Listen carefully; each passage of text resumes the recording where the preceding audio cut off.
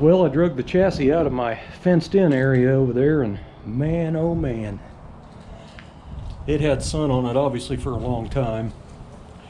So the A-arms chalked out, the rear end chalked out, which I knew they chalked out a long time ago. That didn't take long, but now they're a whole lot worse. I do think the chassis itself will clean up. Tires will clean up, obviously, and the rims will clean up. But I might end up having to pull the suspension back apart. The wind is insane today, and it is cold, man, and that's about all I'm doing today out here. Now tomorrow it's supposed to be in the mid-50s. Hopefully the wind is not like it is, and I may go ahead and set the body on tomorrow, but I need to clean this chassis up. So I'm kind of debating on going ahead and washing this off a little bit because it is dirty. What a mess.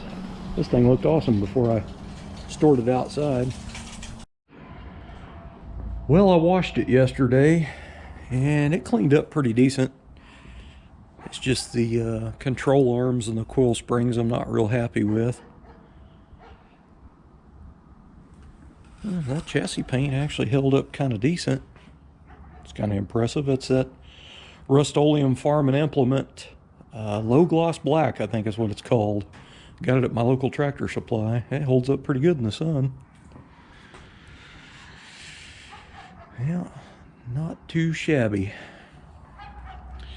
Well, I think today I'm going to go ahead and try to put the body on the chassis, and that part will be done. I mean, for now, I'm going to pull it back off to do the paint, but I'm looking at it as a way to get it out of the weather and, you know, have it in the garage, keep it protected. But I got mock-up to do, you know what I mean? So I need to get some of that rolling on this thing. So I'm going to get that going as soon as I locate my dog. Gotta keep track of her. She's gonna head for the neighbor's yard, try to poop in the yard. I gotta get her stopped. Keeks, back this way. Oh, quit ignoring me. I know you're listening to me. Kiki. Look here, get this kitty. All right, guys, so I did it the most unsafe way I know.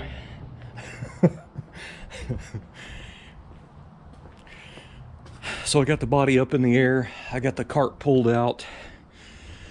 So what I need to do now is pull all four wheels and tires off. I'm going to put a Harbor Freight wheel dolly under this center section of the rear end and one under the cradle of the front right there. And what that does is basically lowers the chassis down really low, because this is your highest part of your chassis, is the front of the A-arm right here.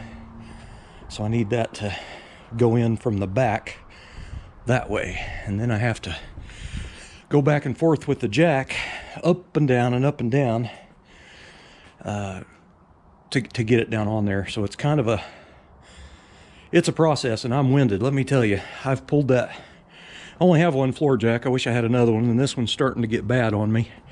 It's starting to bleed off kind of quick. It used to be really slow, like overnight, and now I jacked it up as far as it would go, and I went in the garage to get a block of wood and come back out, and it had already dropped about a ½ inch on me. So I've checked the fluid in it, and it actually leaks, so I guess that's why it's going down on me. But I filled it up with fluid before I started, but it's still doing it. So anyway, I know concrete blocks, you're supposed to turn them different ways and all that kind of crap, but the truth is I've done this a million times, and the body doesn't weigh that much. It's pretty much a gutted shell. I've done a lot of body swaps right here in this driveway since I've lived here for 21 years, but I've done more than that at my old place. Somebody was asking about this body cart. It's been about 3 months ago, but this is a 56 Chevy sedan frame, and it had some bad frame damage to it. And so I just cut off, it was wrecked in the front. So I just cut off the stub here, and I just put in some old scrap steel in there. And I had some casters that I bought at Tractor Supply. The fronts, you know, rotate 360, and the rears are stationary forward, but it works really nice. You can take a ratchet strap, and I usually hook it in this hole and the other end in this hole, and that's my strap to pull it. But it rolls really, really nice. So I'm gonna go ahead and get these wheels off, and then I need to go get the body mount set and put all the biscuits on the chassis there.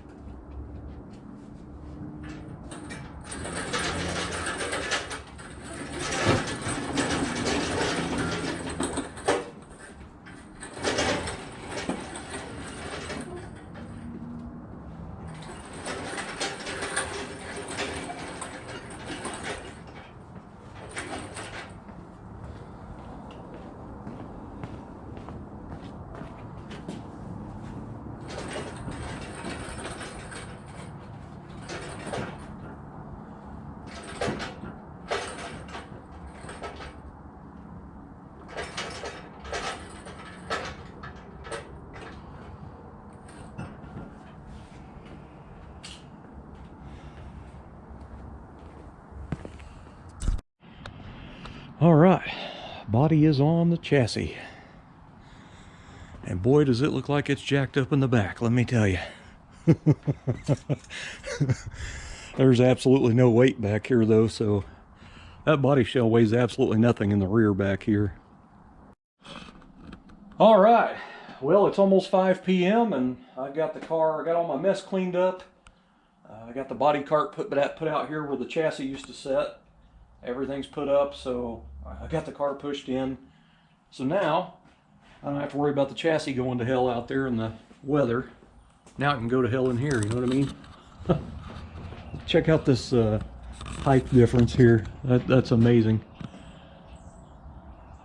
So that body is sitting on the chassis, and that is how high that thing's sitting right now.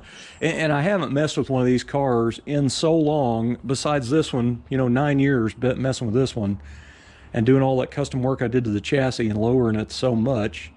So doing this, it's like a drastic change. This is like four-wheel drive looking compared to that. Which they always come down pretty far, you know, when you start bolting parts on. But I do think it's kind of awesome right now because I don't even have to jack the car up or anything to climb under there, so I don't have to mess with jack stands or anything. I can just climb right under the car. So I'll be able to build the exhaust system under the car and not have to, you know, worry about the thing falling on me or anything. So that's really kind of nice. I'm going to use a bare shell engine block over there. There's no pistons, crank, or anything in it. So I don't think that's going to bring the front end down a whole lot. The transmission doesn't have the valve body and stuff on it, no torque converter in it. So when I mock those two up, there's not going to be a lot of weight there. So, supposed to be 34 degrees for the high tomorrow. So it is going to be very, very cold. So I'm going to be coming out pretty early in the morning, turning the heater on.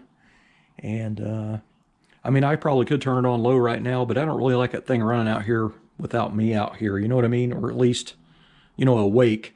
I don't want to be asleep in the bed with that thing running and something happen, you know what I mean? I doubt anything would. I'm just too nervous about it, but that is pretty awesome. So I don't think it's supposed to rain tomorrow, so I'll back the 55 out in the driveway tomorrow, close the door, well, back the 55 out in the driveway under the carport, and I'll try to get this thing rearranged a little better, and I'm going to try to get the engine and trans set down in here.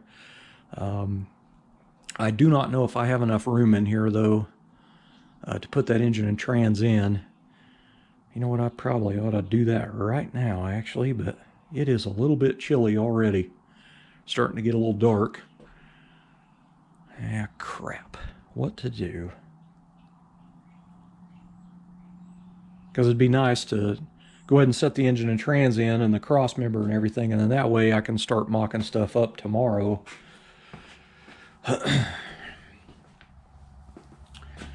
Trying to decide whether I want to go for that or not. It's probably going to be another 30 minutes. I don't know if I can do that in here or not. I might be able to, actually.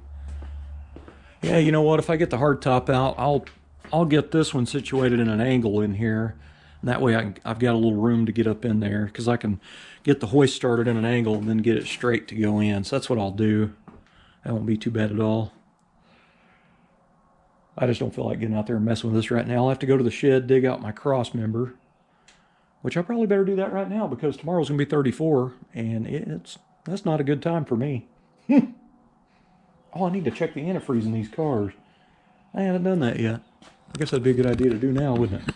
All right, thanks for watching. Hopefully see you tomorrow.